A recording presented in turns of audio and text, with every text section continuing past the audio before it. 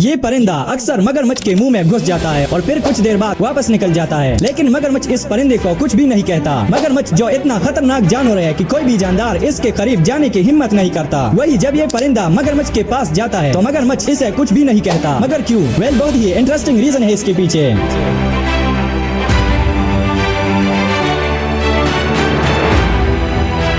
जब मगरमच्छ दूसरी चीजें खाता है तो इसके दांतों में गोश्त और बैक्टीरिया जमा हो जाता है, जिसकी वजह से इसके दांतों में तकलीफ होती है। फिर ये परिंदा, जिसका नाम इजिप्शियन प्लोवर बर्ड है, ये आकर मगरमच्छ के दांतों से गोश्त और बैक्टीरिया को निकालता है। इससे परिंदे की पेट भी भर जाता है और मगरमच्छ के दांत भी साफ हो जाते हैं।